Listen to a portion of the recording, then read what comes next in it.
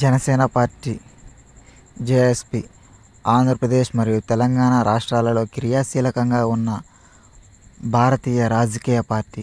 14 మార్చి 2014న పవన్ కళ్యాణ్ స్థాపించారు. ఇది ప్రస్తుతం ఆంధ్రప్రదేశ్ శాసనసభలో రెండవ అతిపెద్ద పార్టీ మరియు అధికార కూటమిలో భాగస్వామి. పవన్ కళ్యాణ్ పార్టీ నాయకుడు. జూన్ 2024 నుండి ఆంధ్రప్రదేశ్ ఉప ముఖ్యమంత్రిగా పనిచేస్తున్నారు. జనసేన మానవతావాదంపై దృష్టి కేంద్రీకరించే మధ్యేవాద విధానాన్ని సమర్థిస్తుంది. పార్టీ ఎన్నికల గుర్తు గాజు. టంబ్లర్. 2014 ఎన్నికల్లో జనసేన పోటీ చేయలేదు, కానీ ఆంధ్రప్రదేశ్లో టీడీపీ, బీజేపీ కూటమి విజయానికి దాని మద్దతు కీలకం. 2017లో ఉద్దానంలో దీర్ఘకాలిక మూత్రపిండ వ్యాధి సంక్షోభంపై పార్టీ జాతీయ దృష్టిని తీసుకొచ్చింది. దీనిని WHO అత్యల్పంగా అర్థం చేసుకున్న మరియు తక్కువ ప్రచారం చేయబడిన నెఫ్రోపతిగా అభివర్ణించింది. 2018లో బలవంతపు భూసేకరణ, రిజర్వ్ అడవుల్లో అక్రమ మైనింగ్ మరియు కరువు సమస్యలపై పార్టీ నిరసన వ్యక్తం చేసింది. 2019లో జేఎస్పీ తన మొదటి ఎన్నికలలో పోటీ చేసి ఒక ఎమ్మెల్యే సీటు గెలుచుకుంది మరియు దాదాపు 6% ఓట్ షేర్ను సాధించింది. అనంతరం రైతులు సంక్షేమం, అక్రమ ఇసుక తవ్వకాలు, మహిళా భద్రత మరియు ఆక్రమణల వంటి అట్టడుగు సమస్యలపై దృష్టి సారించి 2024 ఎన్నికలలో జేఎస్పీ, టీడీపీ మరియు బీజేపీల మధ్య కూటమిని ఏర్పాటు చేయడంలో పవన్ కళ్యాణ్ కీలక పాత్ర పోషించారు. ఇది కూటమికి భారీ విజయం అందించింది. జేఎస్పీ అది పోటీ చేసిన మొత్తం 21 ఎమ్మెల్యేల స్థానాలు మరియు 2 ఎంపీ స్థానాలు గెలుచుకుంది. ఇది అధికారిక కూటమిలో భాగమైంది. భావజాలాలు. జనసేన పార్టీ ప్రధాన లక్ష్యం ప్రభుత్వం పనితీరు మరియు సంస్థలలో ఏ రకమైన అవినీతి ప్రశ్నించడం మరియు ప్రజల ప్రాథమిక హక్కులను పరిరక్షించడం. జనసేన ఆదర్శాలు తెలుగులో జనసేవ సిద్ధాంతాలుగా ప్రచారం చేయబడిన 7 ప్రాథమిక ఆదర్శాలు జనసేన అనుసరిస్తుంది.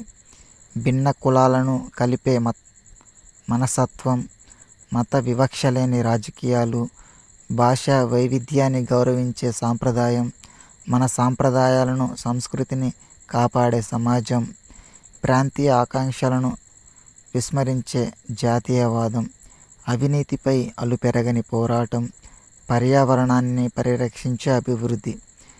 పార్టీ వ్యవస్థాపకుడు మరియు అధ్యక్షుడు పవన్ కళ్యాణ్ తాను మధ్యంతర మార్గాన్ని విశ్వసిస్తానని మరియు కుడి మరియు ఎడమ సిద్ధాంతాల మధ్య సమతుల్యతను లేదా మధ్యస్థానాన్ని కొనసాగించాలని తరచుగా ఎదుర్కొంటూనే ఉంటాను. అతను ఇంకా ఇలా అన్నాడు, చాలామంది ప్రజలు మేము మీ ఇజం అర్థం చేసుకోలేదని చెబుతారు. నేను వారితో నా ఇజం అనేది వ్యూహమనిజం అని చెప్తాను. తాను సనాతన ధర్మాన్ని అనుసరిస్తానని, కానీ ఇతర మతాలని కూడా గౌరవిస్తానని పేర్కొన్నారు. నిర్మాణం. 12 మార్చి 2014 అధికారికంగా ప్రకటించబడినది. 12 మార్చి 2014న తెలుగు మాతృమూర్తి మరియు పరోపకారి పవన్ కళ్యాణ్ కొత్త రాజకీయ పార్టీని ప్రారంభిస్తున్నట్లు ప్రారంభానికి సన్నాహకంగా పార్టీని ఎన్నికల సంఘం ECIలో నమోదు చేయడానికి పవన్ కళ్యాణ్ ఢిల్లీకి వెళ్ళినట్లు సమాచారం.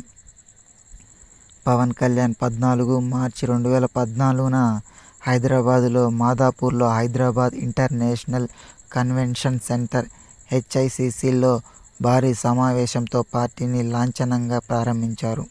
పార్టీ పేరు జనసేన, అనువాదం పీపుల్స్ ఆర్మీ అనే పేరు పెట్టారు మరియు అధికారంలో ఉన్నవారిని సవాలు చేయాలని పవన్ కళ్యాణ్ ప్రజలను కోరారు.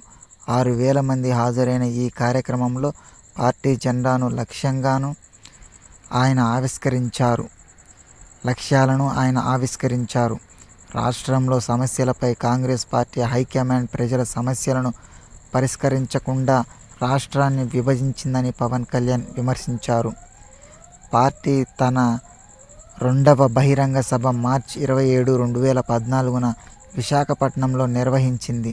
అక్కడ పవన్ కళ్యాణ్ రాజు రవితేజలతో కలిసి రచించిన ఇస్మ్ పుస్తకాన్ని ఆవిష్కరించారు. ఎన్నికల సంఘం నవంబర్ 28, 2014న పార్టీని ఆమోదించింది. 2014 ఎన్నికలు. పవన్ కళ్యాణ్ 2014 ఎన్నికలలో పోటీ చేయలేదని ఎంచుకున్నారు. బదులుగా తెలుగుదేశం పార్టీని, టీడీపీ మరియు భారతీయ జనతా పార్టీ బీజేపీ కూటమికి మద్దతు ఇస్తూ విస్తృతంగా ప్రచారం చేశారు. పవన్ కళ్యాణ్ కాంగ్రెస్ పార్టీకి వ్యతిరేకంగా ప్రచారం చేస్తూ కాంగ్రెస్ హఠావో దేశ్ బచావో అను నినాదం, కాంగ్రెస్ను తొలగించండి, దేశాన్ని రక్షించండి అనే నినాదాన్ని ఇచ్చారు. అతని ర్యాలీల ఆంధ్రప్రదేశ్ మరియు తెలంగాణలో భారీ సంఖ్యలో ప్రజలు ఆకర్షించారు.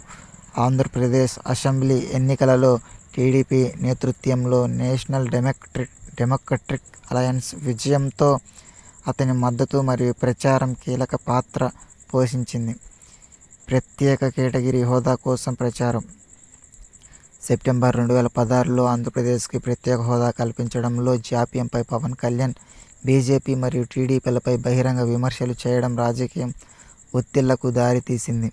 పవన్ కళ్యాణ్ తిరుపతి సమావేశంలో జరిగిన 10 రోజుల తర్వాత కేంద్ర ప్రభుత్వం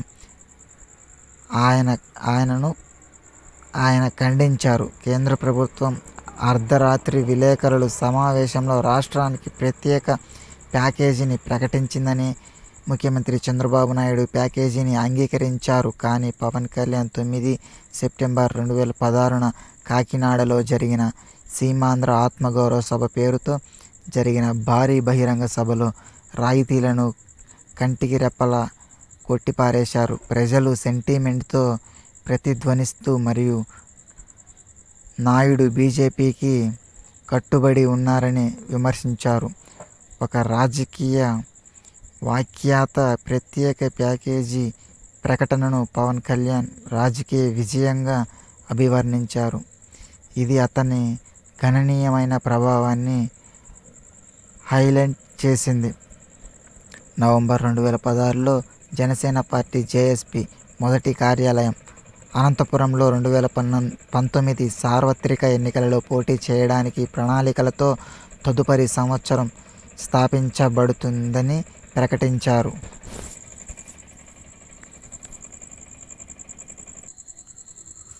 ఉద్దానం కిడ్నీ వ్యాధి సంక్షోభంపై స్పాట్లైట్. శ్రీకాకుళం జిల్లా ఉద్దానం కిడ్నీ వ్యాధి సమస్యపై పవన్ కళ్యాణ్ దృష్టికి తెచ్చారు. స్థానిక కిడ్నీ సమస్యలపై క్లినికల్ పరిశోధనలో పాల్గొనవలసిందిగా హార్వర్డ్ యూనివర్సిటీ వైద్యులను అభ్యర్థించారు. తర్వాత అతను విశాఖపట్నంలో ఈ హార్వర్డ్ వైద్యులు మరియు స్థానిక శాస్త్రవేత్తలతో సమావేశం నిర్వహించాడు. ఈ ప్రాంతంలో డయాలసిస్ సెంటర్ ఏర్పాటుకు దారితీసిన ఉద్దానం పరిస్థితిపై చర్చించకుండా పవన్ కళ్యాణ్ ముఖ్యమంత్రి చంద్రబాబు నాయుడుతో కూడా సమావేశమయ్యారు. మే 2018లో అతను ఉద్దానంలో రోగులకు సరైన సంరక్షణ కోసం ఒకరోజు నిరాహార దీక్ష చేశాడు. 21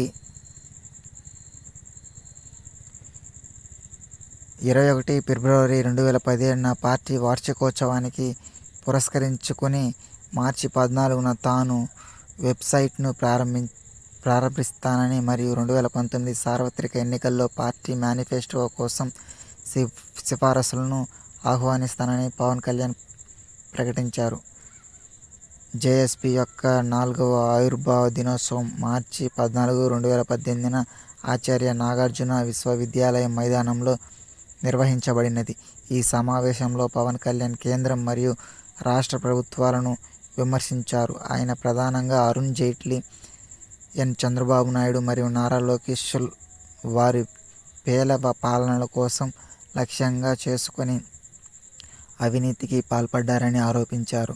రాజధాని, ఆర్థిక వనరులు లేని రాష్ట్రాన్ని పునర్నిర్మిస్తామనే ఆశతో 2014లో జరిగిన సార్వత్రిక ఎన్నికలలో టీడీపీ, బీజేపీలకు మద్దతిచ్చానని, కానీ రాష్ట్ర ప్రభుత్వం నా ఆశలను, కోట్లాది మంది ఆకాంక్షలను తుంగలో తొక్కేసిందని అన్నారు.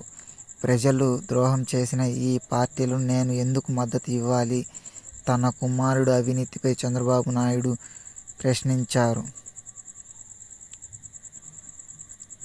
డిసెంబర్ 2017లో ట్రేడ్జింగ్ కార్పొరేషన్ ఆఫ్ ఇండియా (DCIని) ప్రైవేటీకరించే కేంద్ర ప్రభుత్వం చర్యను పవన్ కళ్యాణ్ వ్యతిరేకించారు. జూలై 2018లో బలవంతపు ల్యాండ్ పూలింగ్పై టీడీపీ ప్రభుత్వం నిర్ణయాన్ని వ్యతిరేకించారు. అక్టోబర్ 2018లో అతను రాజకీయ జవాబుదారీతనాన్ని డిమాండ్ చేస్తూ చారిత్రాత్మకమైన ధవళేశ్వరం బ్యారేజ్ రాజమండ్రిపై కవాతు నిర్వహించారు. నవంబర్ 2018లో తూర్పుగోదావరి జిల్లా ప్రత్తిపాడులో వంతాడ గ్రామం వద్ద రిజర్వ్ ఫారెస్ట్ ప్రాంతంలో జరుగుతున్న మైనింగ్ను ఆయన బయటపెట్టారు. డిసెంబర్ 2018 రాయలసీమలో కరువు పీడిత ప్రాంతాల నుండి ఆత్మహత్యలు చేసుకున్న లేదా వలస వెళ్లిన రైతు కుటుంబాలను ఓదార్చేందుకు ఆయన నిరసన కవాతును నాయకత్వం వహించారు.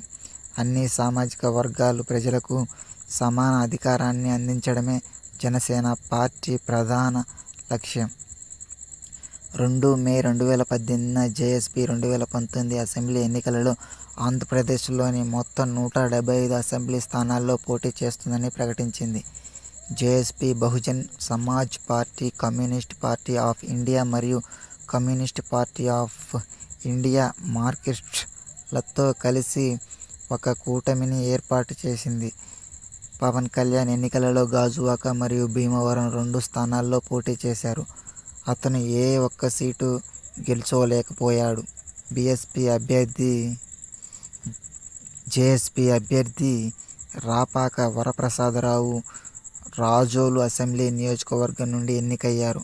ఆంధ్రప్రదేశ్లో ఆ పార్టీ దాదాపు 6% ఓట్లను సంపాదించుకోగలిగింది. మేనిఫెస్టో. రాజమండ్రిలో జేఎస్పీ 5వ ఆవిర్భావ దినోత్సవం రోజున పవన్ కళ్యాణ్ పార్టీ 2019 ఎన్నికల మేనిఫెస్టోను విడుదల చేశారు. పార్టీ నిరుద్యోగం మరియు అవినీతిపై యుద్ధం ప్రకటించింది మరియు మహిళల భద్రతను నిర్ధారించాలని కోరుకుంది. ఇతర లక్ష్యాలు ఉన్నాయి. ప్రతి రైతు కుటుంబానికి ఎకరానికి 8,000 నీటిపారుదల మద్దతు నిధి, డొక్కా సీతమ్మ క్యాంటీన్లు, విద్యార్థులకు ఉచితంగా భోజనం అందిస్తున్నారు. 60 ఏళ్లు పైబడిన చిన్న, సన్నకారు మరియు కౌలు రైతులకి 5,000 పెన్షను మరియు రైతులందరికీ ఉచిత సోలార్ పంపు సెట్లు. ప్రతి మండలం స్థాయిలో ఆర్ట్స్ అండ్ సైన్స్ కళాశాల.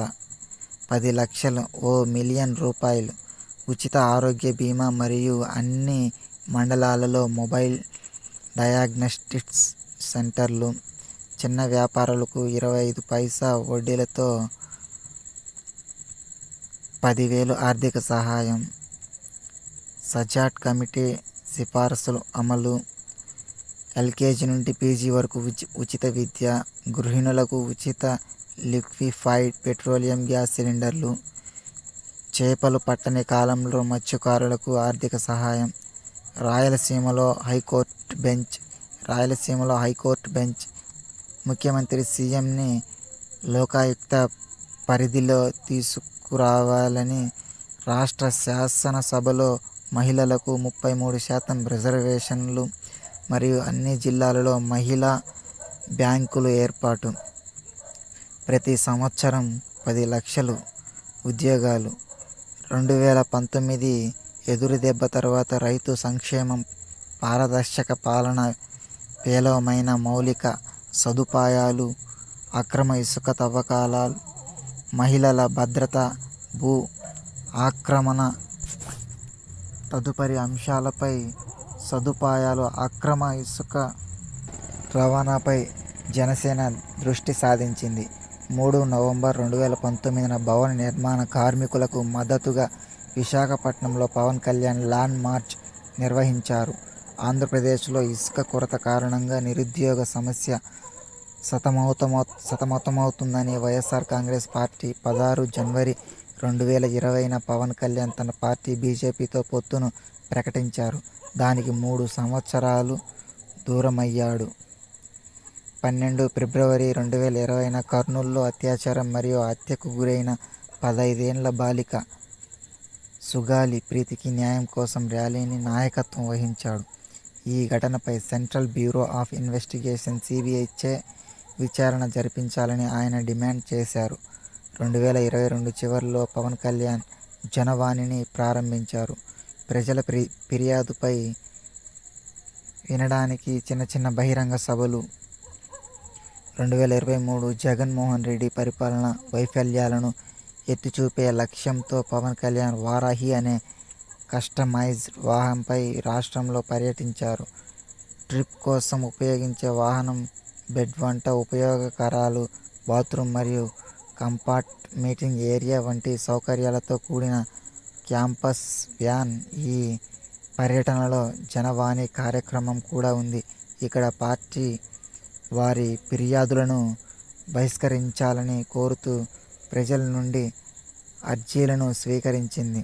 అనంతరం ఫిర్యాదులను సంబంధిత అధికారి దృష్టికి తీసుకెళ్లడం, పరిష్కరించాలని కోరుతూ మొదటి దశ యాత్ర జూన్ 14 అన్నవరంలో సత్యనారాయణ స్వామి ఆలయం దర్శనంతో ప్రారంభమై ముగింపు సమయానికి భీమవరం. పవన్ కళ్యాణ్ మొదటి దశలో Prathipadu, Pithapuram, Kakinada urban, Kakinada rural, Mummidivaram, Amalapuram, P. Gannavaram, Narasaraopuram, Razole, Palakollu మరియు భీమవరం నియోజకవర్గాల్లో పర్యటించారు. వారాహి యాత్ర రెండవ దశ జూలై 9 ఏలూరు పట్టణంలో బహిరంగ సభ ప్రారంభమైంది. 2024 సెప్టెంబర్ 14న జేఎస్పీ మరియు టీడీపీ ఉమ్మడిగా 2024 ఆంధ్రప్రదేశ్ శాసనసభ ఎన్నికలలో పోరాడతాయని పవన్ కళ్యాణ్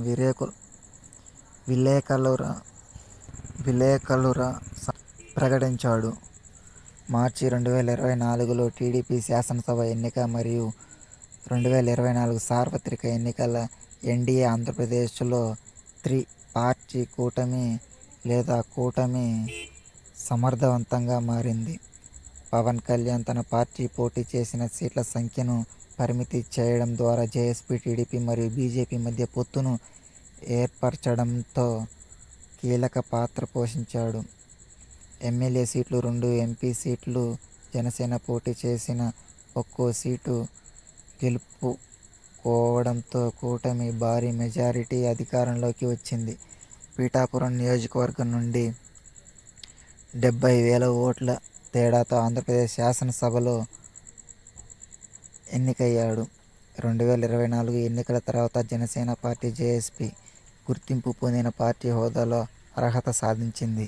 ఎన్నికల సంఘం మార్గదర్శకాల ప్రకారం ఒక పార్టీ మొత్తం సీట్లలో కనీసం 3% సీట్లను సాధించడం ద్వారా రాష్ట్ర పార్టీ హోదాను సాధించవచ్చు. జేఎస్పీ రాష్ట్రంలో 13% సీట్లను గెలుచుకోవడం ద్వారా హోదాకు అర్హత సాధించడం ద్వారా ఆ స్థాయిని అధిగమించింది. జూన్ 12, 2024 పార్టీ అధ్యక్షుడు Pawan Kalyan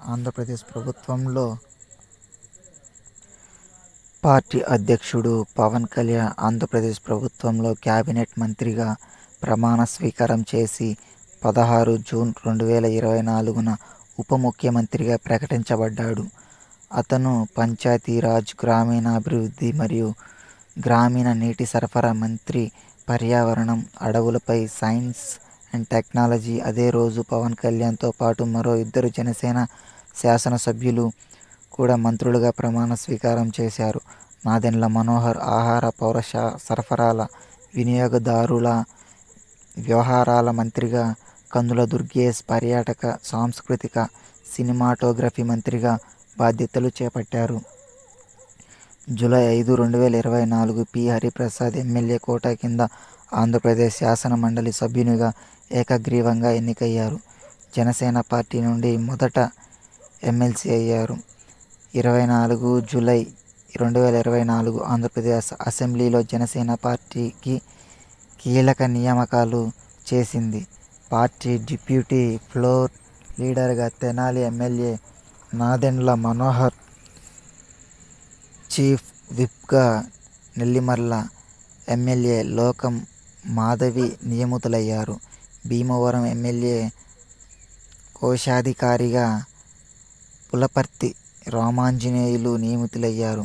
Visakhapatnam south MLA Vamsikrishna Yadav, Razole MLA Devara Varaprasad కార్యదర్శులుగా నియమితులయ్యారు. ఆగస్టు 2024 ప్రారంభంలో జనసేన పార్టీ జేఎస్పీ 1 మిలియన్ సభ్యులను అధిగమించడం ద్వారా ఒక ప్రధాన మైలురాయి చేరుకుంది. సంవత్సరంలోపు 1 మిలియన్ కొత్త సభ్యులు చేర్చుకోవడంలో లక్ష్యంగా పెట్టుకుని పార్టీ 2023లో 6.47 లక్షల మరియు 2022 మరియు 2021లో వరుసగా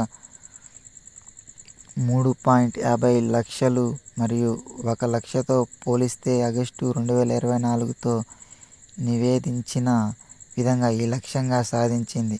పార్టీ భవిష్యత్ రాజకీయ కార్యక్రమాల కోసం ఈ విస్తరణ యొక్క ప్రాముఖ్యతను నొక్కి చెప్పిన నాదెండ్ల మనోహర్ సహా పార్టీ నాయకులు ఈ వృద్ధిని హైలైట్ చేశారు.